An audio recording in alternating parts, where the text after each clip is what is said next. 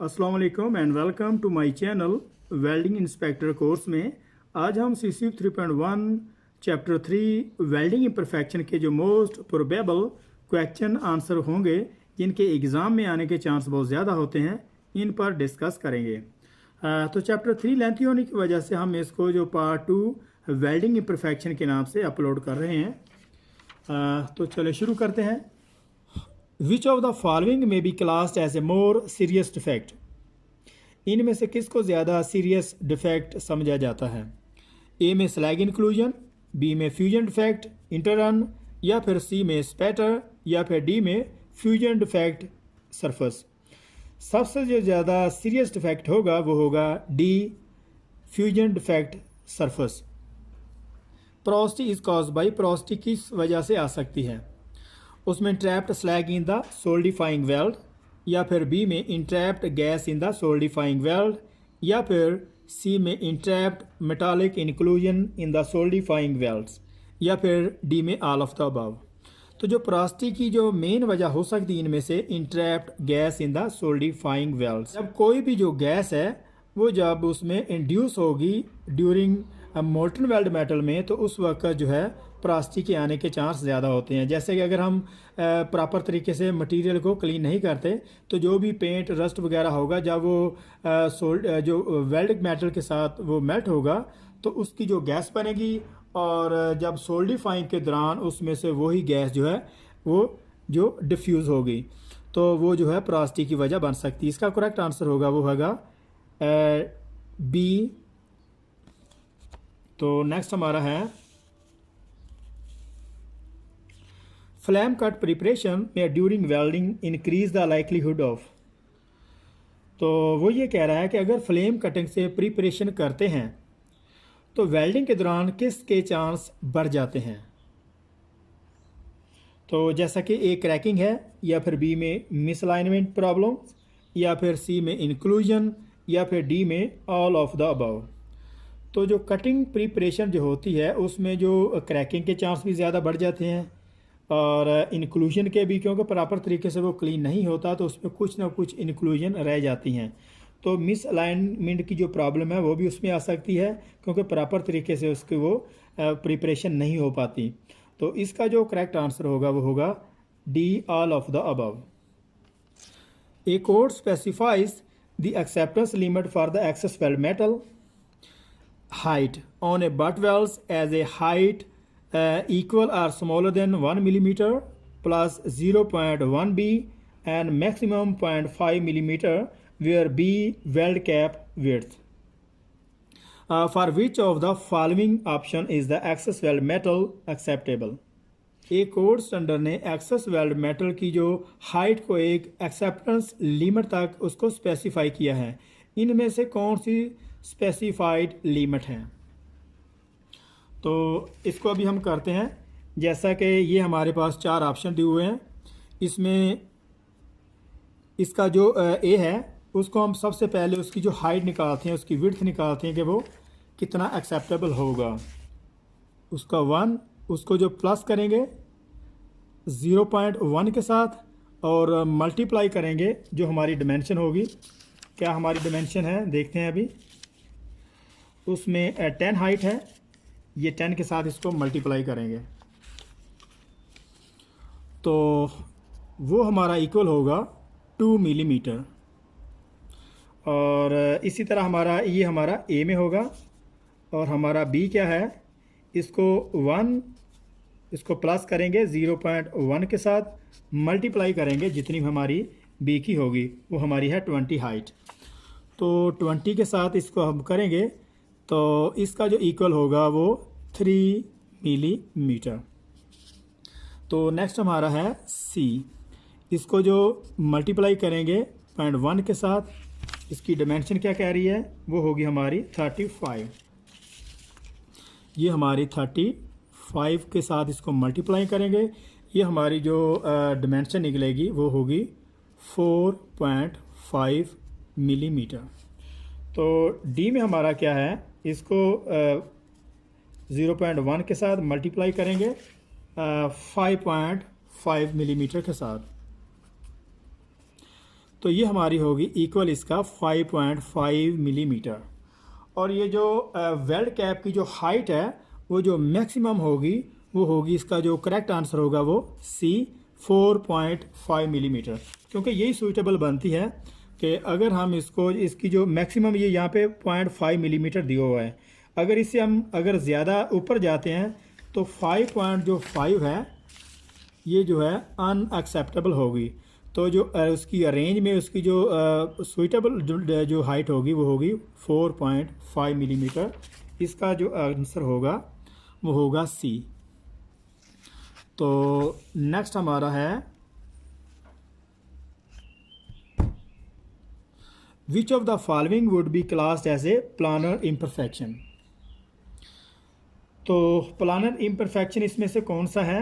Lack of side wall fusion, या फिर B में ए स्लैग इंक्लूजन, या फिर सी में लीनियर पोरोसिटी, या फिर डी में रूट कनकेविटी। तो इसका जो प्लानर इम्परफेक्शन जिसको इसको क्लासिफाइड किया हुआ है वो होगा इसका a lack of side wall fusion, इसका प्लानर इम्परफेक्शन होगा, इसका आंसर होगा ए। तो हमारा नेक्स्ट है slag inclusion may be present in the following. तो स्लैग इंक्लूजन में भी इनमें हो सकती है, तो किन में हो सकती है? उनमें ए है एमएमए वेल्स, या फिर बी में मिगमैग वेल्स, या फिर सी में सबमर्ज आर्क वेल्स, या डी में होगा बोथ ए एंड सी। इसका जो करेक्ट आंसर होगा वो होगा डी बोथ ए एंड सी, क्योंकि एमएमए वेल्स में स्लैग इंक्लूजन हो सकती है, सबमर्ज आर्क वेल्ड में ये स्लैग इंक्लूजन हो सकती है। जिस प्रोसेस में जो ज़्यादातर स्लैग इस्तेमाल किया जा सकता है, फ्लक्स इस्तेमाल किया जा सकता है, उसमें स्लैग इंक्लूजन हो सकती है। तो नेक्स्ट हमारा है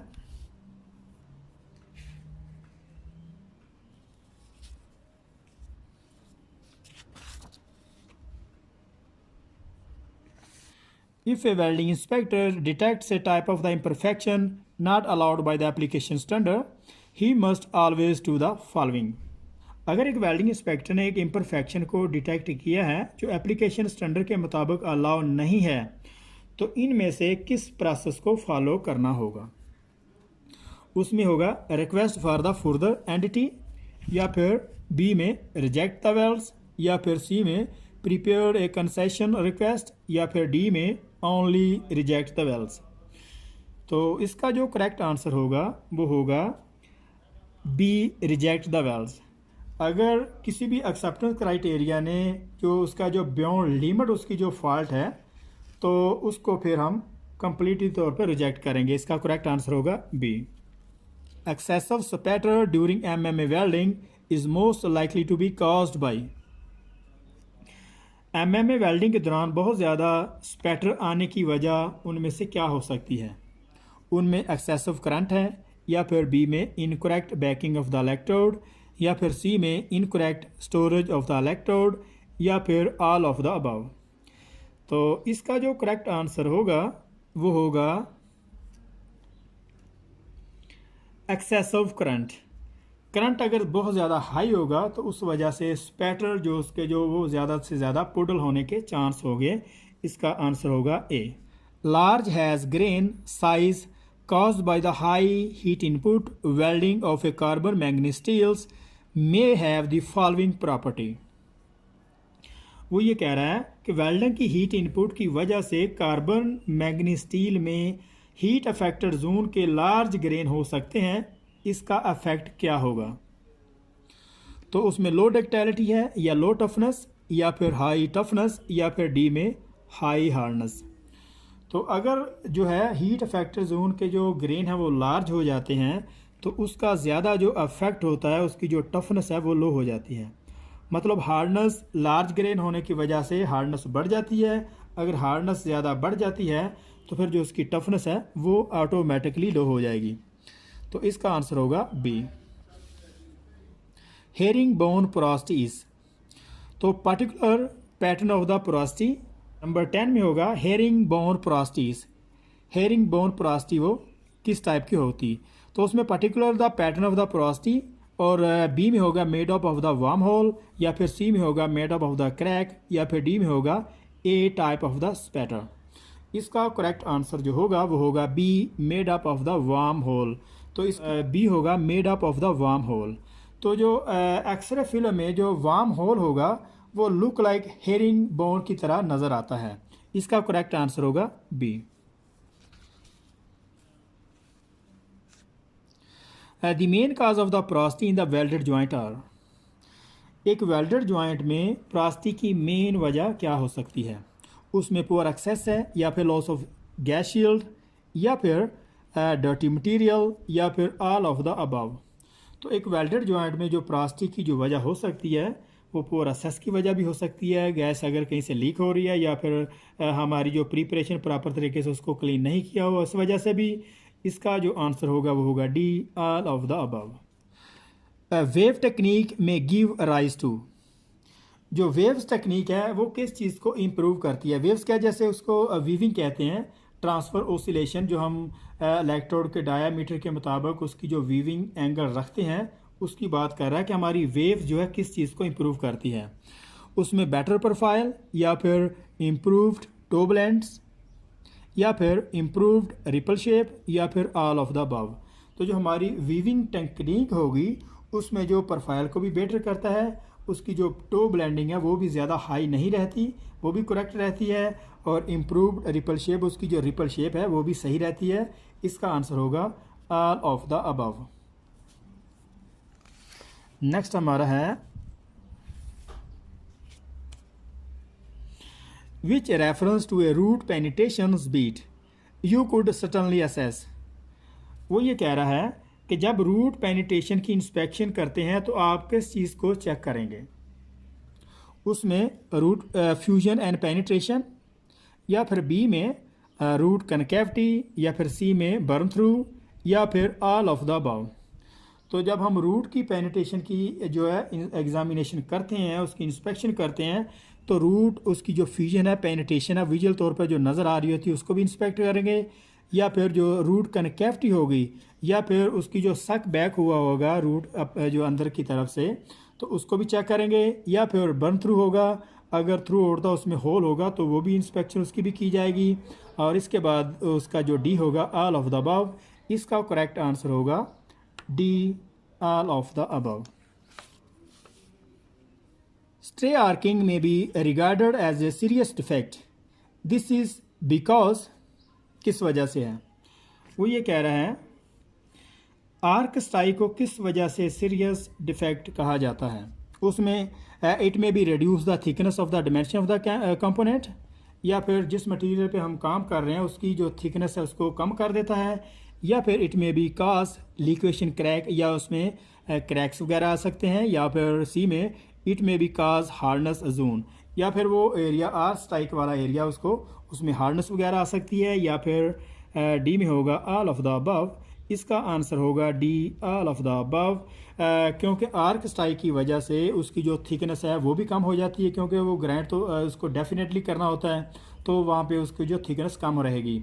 और जब वहाँ पे आर्क स्ट्राइक होगा तो वहाँ पे क्रैक आने के भी चांस डेफिनेटली होते हैं, और जब वहाँ पे क्रैक होगा तो हार्डनेस होने के चांस भी रहेंगे। तो इसका आंसर होगा D, all of the above. Overlap in welds caused by the influence by. एक वेल्ड में ओवरलैप किस वजह से आ सकता है? उसमें पोर वेल्डिंग टेक्निक, या फिर बी में वेल्डिंग प्रोसेस, या फिर सी में वेल्डिंग पोजीशन, या फिर ऑल ऑफ द अबव। तो वेल्ड में जो ओवरलैप की जो वजह है वो इन तीनों की वजह से ओवरलैप आ सकती है। इसका आंसर होगा डी। तो ओवरलैप क्या है इसको हम छोटा सा डिफाइन करते हैं। जैसा कि ये हमारे पास है,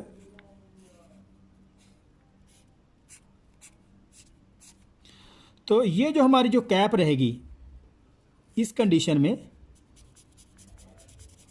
तो ये जो हमारा एरिया रहेगा यहाँ पे जो एक्सेस वेल्ड मेटल हाइस कुछ इस तरह से वो बाउंड हुई होगी, उसको हम जो है ओवरलैप कहेंगे। तो इसका जो आंसर होगा वो होगा D, all of the above. तो नेक्स्ट हमारा है incomplete root fusion will certainly be caused by. तो इनकम्प्लीट रूट फ्यूजन किस वजह से आ सकती है? उसमें ए में होगा लीनियर मिसलाइनमेंट, या फिर बी में इनकरेक्ट टिल्ट एंगल, या फिर डी में डिफरेंस रूट फेस विड्थ, या फिर ऑल ऑफ द अबव। तो इनकम्प्लीट रूट फ्यूजन जो होगी वो इन सारों की वजह से आ सकती है। इसका जो आंसर होगा तो इनकम्प्लीट रूट फ्यूजन, जैसे कि ये हमारा दोनों किनारे जो हमारे मेल्ट नहीं हुए, तो इसको भी हम इनकम्प्लीट रूट फ्यूजन कह सकते हैं। Toe blending is important as it may affect. तो जो टो ब्लेंडिंग है किस चीज़ पे अफेक्ट कर सकती है? तो जो टो ब्लेंडिंग, ये हम इस पे पहले भी बात कर चुके हैं, ये हमारा पॉइंट है। ये टो है, इसमें हाई स्ट्रेस कंसंट्रेशन पड़ती है, तो उसकी बात कर रहा है। उसमें क्रोजन आ सकती है, या फिर फटीग लाइफ, या फिर सी में ओवरलैप टाइप डिफेक्ट, या फिर ऑल ऑफ द अबव। तो जो टो ब्लेंडिंग की वजह से जो अफेक्ट हो सकती है वो होगा फटीग लाइफ। इसका करेक्ट आंसर होगा बी। नेक्स्ट अभी हमारा है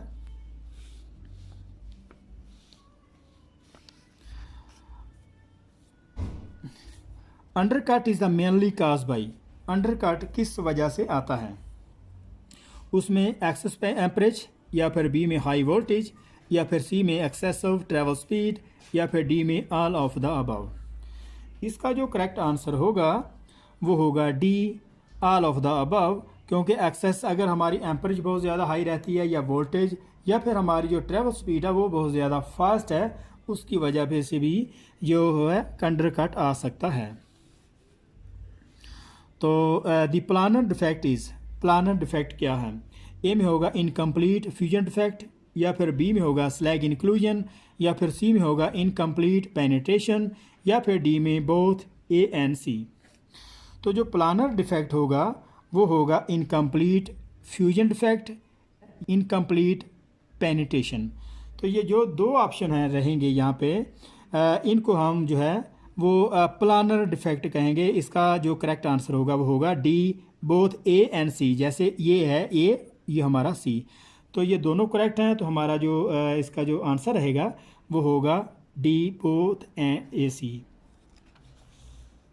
defects outside of the limits specified in the standard should always be. अगर कोई डिफेक्ट स्पेसिफाइड लिमिट से ज़्यादा है तो क्या करेंगे?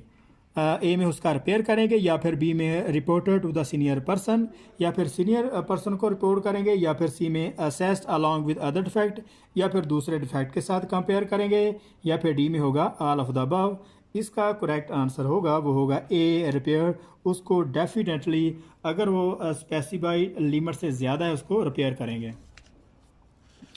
तो हमारा नेक्स्ट है MIG welding tend to be susceptible to lack of fusion problems। MIG welding के दौरान lack of fusion होने के ज़्यादा चांस किस वजह से हो सकते हैं? उसमें ए होगा poor maintenance of the equipment, या फिर बी में incorrect setting, या फिर सी में poor inter-run cleaning, या फिर होगा डी में all of the above। इसका करेक्ट आंसर होगा वो होगा D, all of the above। क्योंकि poor maintenance equipment की भी वजह से ये प्रॉब्लम हो सकती है, अगर इनकरेक्ट सेटिंग रहेगी तब भी, या फिर पोर इंटरन क्लीनिंग की वजह से भी जो लैक ऑफ फ्यूजन आने के चांस हो सकते हैं। Which of the following defects is unlikely to be found by the visual inspection. वो ये कह रहा है कि इनमें से कौन से डिफेक्ट विजुअल इंस्पेक्शन से जो फाइंड नहीं किए जा सकते? उसमें ए में है लीनियर मिसअलाइनमेंट, बी में अंडरकट, या में सी में ओवरलैप, या फिर डी में लीनियर स्लैग इंक्लूजन। तो जो आमतौर पर जो विजुअल इंस्पेक्शन के दौरान जो नज़र नहीं आते वो होगा स्लैग जो है इंक्लूजन, लीनियर स्लैग इंक्लूजन जो है विजुअल इंस्पेक्शन के दौरान हम उसको फाइंड नहीं कर सकते, और क्योंकि लीनियर मिसअलाइनमेंट होगी या फिर अंडरकट या ओवरलैप, ये हम इसको विजुअल इंस्पेक्शन से देख पाते हैं। जो नज़र नहीं आएगा वो होगा लीनियर स्लैग इंक्लूजन। इसका होगा D. The most serious defect is, तो सबसे ज़्यादा जो सीरियस डिफेक्ट किसको समझा जाता है? उसमें ए में होगा प्लानर, या फिर बी में होगा क्रैक्स, या फिर सी में होगा लैक ऑफ फ्यूजन, या फिर डी में होगा ऑल ऑफ द अबव। तो इसका जो आंसर होगा D, all of the above. What is the crater pipe? Crater pipe क्या है? एन ओवल ट्यूब्स, या फिर another term for the burn through, या फिर a type of the porosity, या फिर ए में श्रिंकेज डिफेक्ट। ये जो करेक्टर पाइप है, ये जब हम एंड ऑफ द वेल्ड पे जब हम इलेक्ट्रोड या अपनी टार्च वगैरह इलेक्ट्रोड उठाते हैं तो वहाँ पे जो है श्रिंकेज जो डिफेक्ट की वजह से ये करेक्टर पाइप आ सकता है। तो जब वहाँ पे इनसफिशेंट जो हमारी फिलर वेल्ड मेटल डिपॉजिट नहीं होती तो फिर करेक्टर पाइप होता है। तो इसका आंसर होगा डी, ए श्रिंकेज डिफेक्ट। तो नेक्स्ट हमारा है when visual inspecting the root bead of the single V butt welds it should be checked for. Single V root bead की इंस्पेक्शन करते हैं तो क्या चेक करना होगा? उसमें लैक ऑफ पेनिट्रेशन है, या फिर बी में हैज़ हार्डनेस, या फिर सी में टंगस्टन इंक्लूजन, या फिर ऑल ऑफ द अबव।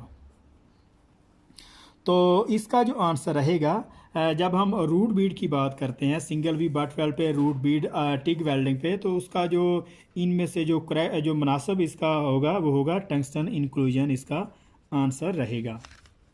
अगर नेक्स्ट हमारा 27 है when visual inspecting the face of the finished weld it should be assessed for. वो ये कह रहा है कि एक कंप्लीटेड वेल्ड फेस की विजुअल इंस्पेक्शन करते हैं तो क्या चेक किया जाता है? उसमें maximum excess weld metal height, या फिर उसका जो टो ब्लेंड है, या फिर उसका वेल्ड अपीयरेंस, या फिर ऑल ऑफ द अबव। तो जैसे ये हमारा है इसका अगर हम बात करें इसका मैक्सिमम वेल्ड मेटल हाइट है, इसका जो वेल्ड मेटल की जो हाइट है ये इसको भी चेक किया जाएगा। ये बहुत ज़्यादा अगर ज़्यादा होगी तो फिर ये खुद ही एक डिफेक्ट है। और टो ब्लेंड को भी चेक किया जाएगा। और इसमें जो वेल्ड अपीयरेंस है, देखने में इसकी जो वेल्ड अपीयरेंस है ये कैसी रहेगी, इसको भी चेक करना है। इसका जो आंसर रहेगा वो होगा D, all of the above. Heavy porosity on the surface of the some MMA wells made on a construction site, it is the most likely to be cause. वो ये कहना चाह रहा है कि जब हम साइड कंस्ट्रक्शन पे MMA से वेल्डिंग करते हैं तो कुछ वेल्ड्स की सरफेस पे बहुत ज़्यादा परास्ते की आने की वजह क्या हो सकती है? उसमें use of the wrong class of the electrode, या फिर गलत इलेक्ट्रोड इस्तेमाल करने की वजह से, या फिर the use of the excessive current, या फिर करंट बहुत ज़्यादा होने की वजह से, या फिर moisture pickup in the electrode covering, या फिर जो इलेक्ट्रोड पे मॉइस्चर वगैरह जो लग जाता है इस वजह से, या फिर a bad batch of the electrode.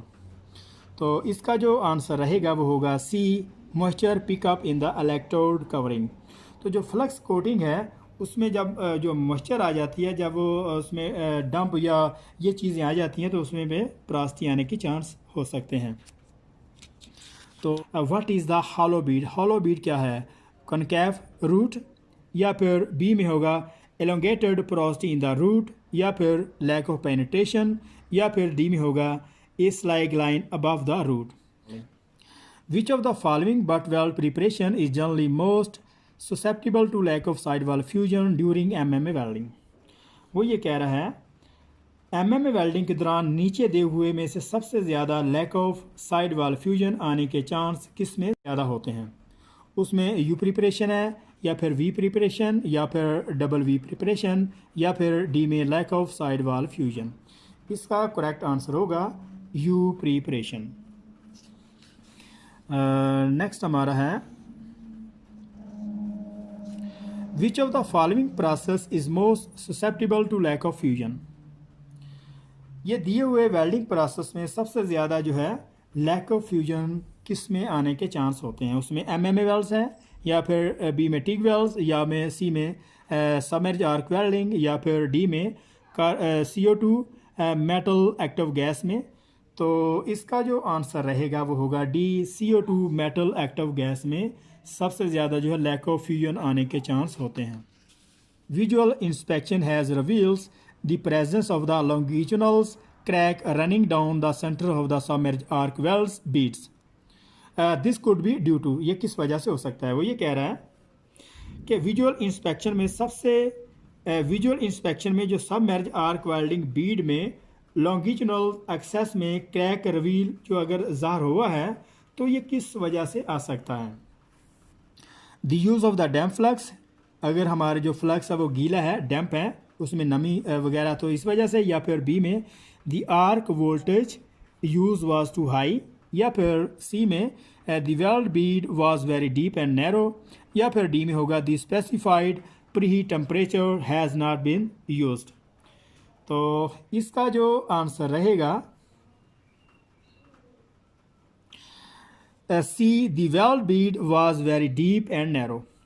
तो जब हम जो visual inspection has revealed the presence of a longitudinal crack running down the centre of the submerge arc welds bead this could be due to the, वो ये कह रहा है कि विजुअल इंस्पेक्शन में सबमर्ज आर्क वेल्डिंग बीड में longitudinal excess में crack अगर रिवील हुआ है तो ये किस वजह से आ सकता है। उसमें the use of the damp flux, अगर हमारे इलेक्ट्रोड गीले हैं उस वजह से, या फिर the arc voltage use was too high, अगर हमारा आर्क वोल्टेज बहुत ज़्यादा है, या फिर सी में the weld bead was very deep and narrow, या फिर the specified pre heat temperature has not been used. इसका आंसर जो रहेगा वो होगा the weld bead was very deep and narrow. जब हम सबमर्ज आर्क वेल्डिंग प्रोसेस से वेल्डिंग करते हैं, अगर हमारी जो वेल्ड बीड है अगर डीप ज़्यादा है, विड्थ अगर कम है, तो उसमें जो है ये प्रॉब्लम आ सकती है। तो नेक्स्ट हमारा है solid inclusion in A welded में बी। एक वेल्ड में सॉलिड इंक्लूजन किस वजह से आ सकता है, उसमें इंट्रैप्ड स्लैग होगा, या फिर बी में इंट्रैप्ड गैस, या फिर सी में लैक ऑफ इंटरनल फ्यूजन, या फिर डी में ऑल ऑफ द अबव। तो सॉलिड इंक्लूजन जो उसकी जो वजह हो सकती है वो लैक ऑफ इंटरनल क्लीनिंग की वजह से, ड्यूरिंग वेल्डिंग अगर हम इसको प्रॉपर तरीके से उसकी क्लीनिंग नहीं करते तो उसमें जो स्लैग इंट्रैप्ड होगा उसको हम सॉलिड इंक्लूजन कहेंगे। तो इसका आंसर होगा हमारा A entrapped slag. Which of the following defect would show up as a light indications on a radiographs. Question हमारा है कि एक्सरे फिल्म में कौन सा डिफेक्ट ज़्यादा लाइट इंडिकेशन देता है, उसमें स्लैग इंक्लूजन, या फिर कॉपर इंक्लूजन, या फिर बी में होगा tungsten inclusion and excessive root penetration, या फिर सी में होगा cap undercut and root piping, या फिर डी में होगा excessive cap height and incomplete root penetration. तो जो एक्सरे में जो लाइट इंडिकेशन रहेगी वो इस वजह से होती है, अगर हमारा टंगस्टन जो है वो वहाँ पे इंक्लूजन हो जाती है, अगर टंगस्टन हमारा ब्रेक हो जाता है तो एक्सरे में वो उसकी जो लाइटिंग शो करवाता है। और अगर एक्सेस रूट पेनिट्रेशन हमारी पेनिट्रेशन बहुत ज़्यादा हाई है तो उस वजह से भी जो उसकी डेंसिटी वो ज़्यादा रहेगी। तो टंगस्टन या फिर एक्सेसिव रूट पेनिट्रेशन की वजह से जो एक एक्सरे फिल्म में जो इसकी जो इंडिकेशन है वो लाइट होती है। On a radiographs the most likely appearance lack of root fusions on a single V butt weld is.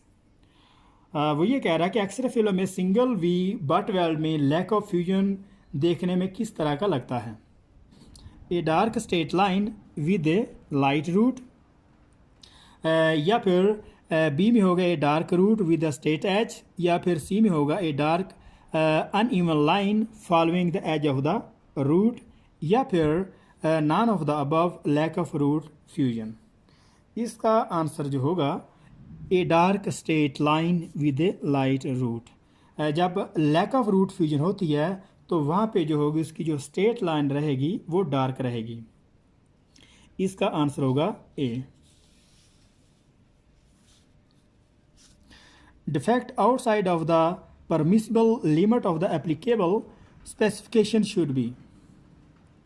वो ये कह रहा है कि अगर कोई डिफेक्ट एक्सेप्टेड लिमिट से बाहर है तो क्या करना होगा। The decision is up to the welding inspector, या फिर इस पे जो वेल्डिंग इंस्पेक्टर डिसीजन लेगा, या फिर बी में उसको रिपेयर किया जाएगा, या फिर always double checked using entity, या फिर एक्सरे या यूटी जो भी हम प्रोसेस कर रहे हैं वहाँ पे उसको दोबारा से उसको करेंगे, रिमीडियल एक्शन करेंगे, या फिर डी में होगा ऑल ऑफ द अबव। इसका जो करेक्ट आंसर होगा वो होगा बी, उसको रिपेयर करेंगे अगर हमारा स्पेसिफाइड लिमिट से ज़्यादा, स्टैंडर्ड की स्पेसिफाइड लिमिट से ज़्यादा, तो फिर उसको रिपेयर करेंगे। नेक्स्ट हमारा 36 है when welding a double V butt welds with the submerge arc weld process the presence of the centre line porosity may be due to. जब डबल वी बट वेल्ड की सबमर्ज आर्क प्रोसेस से welding करते हैं तो centre line में porosity की क्या वजह हो सकती है। हमारा जो ए है डैम्प फ्लक्स, या फिर हमारा जो फ्लक्स है वो डैम्प है, उसमें नमी वगैरह है, या फिर उसमें या फिर बी में होगा contamination of the weld pen, C में होगा इनकरेक्ट फ्लक्स डेप्थ, या फिर ऑल ऑफ द अबव। तो इसका जो करेक्ट आंसर होगा ऑल ऑफ द अबव, क्योंकि हमारी अगर जो फ्लक्स जो डेप्थ है अगर वो प्रॉपर नहीं है तो फिर भी उसमें परास्ती आ सकती है। अगर हमारा जो फ्लक्स है जैसे बेसिक है या फिर जो लिक्विड है, जो भी फ्लक्स हम सबमर्ज आर्क वेल्डिंग में इस्तेमाल कर रहे हैं, अगर वो डैम्प रहेंगे, उसमें नमी है, तो वो भी परास्ती की वजह बन सकती है। इसका करेक्ट आंसर होगा D all of the above. Burn through में अकर इफ, बर्न थ्रू किस वजह से हो सकता है? The current is too slow, या फिर बी में the root face is too large, या फिर the root gap is too large, या फिर डी में ऑल ऑफ द अबव। इसका जो करेक्ट आंसर होगा वो होगा C, the root gap is too large. अगर हमारा रूट गैप ज़्यादा रहेगा तो उस वजह से बर्न थ्रू होने के चांस होंगे, क्योंकि the current is too slow, अगर करंट स्लो रहेगा तो बर्न थ्रू के चांस नहीं हो सकते। या फिर the root face is too large, अगर हमारा जो रूट फेस है, जैसा कि ये हमारा रूट फेस है, रूट फेस जो है अगर इसकी थिकनेस ज़्यादा रहेगी तो बर्न थ्रू के चांस तो बिल्कुल नहीं रहेंगे। तो इसका जो आंसर होगा वो होगा C, the root gap is too large. When welding with the MIG welding process using pure argon as a shielding gas on a carbon steel, which of the following problem are likely to be occur? वो ये कह रहा है कि जब MiG welding arc process से carbon steel पे pure argon shielding gas से वेल्डिंग करते हैं तो कौन सी प्रॉब्लम आ सकती है? उसमें copper inclusion and excessive cap height, या फिर बी में excessive root penetration and porosity, या फिर सी में होगा slag inclusion and crater pipe, या फिर डी में होगा lack of fusion and poor cap profile. इसका जो आंसर रहेगा होगा D, lack of fusion and poor cap profile. Acceptance standard for the undercut में बी बेस्ड, तो अंडरकट की जो एक्सेप्टेंस स्टैंडर्ड की जो बेस है वो क्या होगी? उसमें उसकी ए में डेप्थ है, या फिर बी में लेंथ, या फिर सी में शार्पनेस प्रोफाइल ब्लेंड, या फिर डी में ऑल ऑफ द अबव। तो जो अंडरकट की जो एक्सेप्टेंस स्टैंडर्ड की जो बेस है वो डेप्थ, लेंथ और शार्पनेस पे डिपेंड करेगी। इसका आंसर होगा D, all of the above. Which of the following is an alternative name for a crater cracks? वो ये कह रहा है कि क्रैटर क्रैक का दूसरा नाम, उसका दूसरा टर्म, उसकी पहचान क्या है, इसके अलावा उसको किस तरीके से जाना जाता है। उसमें ए में होगा कोल्ड क्रैक, बी में होगा टीरिंग, सी में होगा स्टार क्रैक, या फिर डी में फटीक क्रैक। तो उसका जो सेकंड टर्म होगी वो होगा सी, स्टार क्रैक के नाम से वो पहचाना जाता है। स्लैग इंक्लूजन में भी अकर विद, स्लैग इंक्लूजन में भी इन प्रोसेस की वजह से आ सकता है। उसमें मैनुअल मेटल आर्क, या फिर बी में मेटल इनट गैस, या में सी में सबमर्ज आर्क वेल्डिंग, या फिर बोथ ए एंड सी। तो जो स्लैग इंक्लूजन है वो मैनुअल मेटल आर्क प्रोसेस से या फिर सबमर्ज आर्क वेल्डिंग प्रोसेस से आ सकता है। इसका जो आंसर होगा वो होगा बोथ ए एंड सी। ये हमारा ए और सी करेक्ट आंसर होगा D. Cold lap is another term for, cold lap का दूसरा नाम क्या है? Lack of fusion, low amperage, C में अंडरकट, या में हाइड्रोजन क्रैकिंग। तो इसका सेकंड जो टर्म्स होगी कोल्ड लैब की वो होगा डी, हाइड्रोजन क्रैकिंग।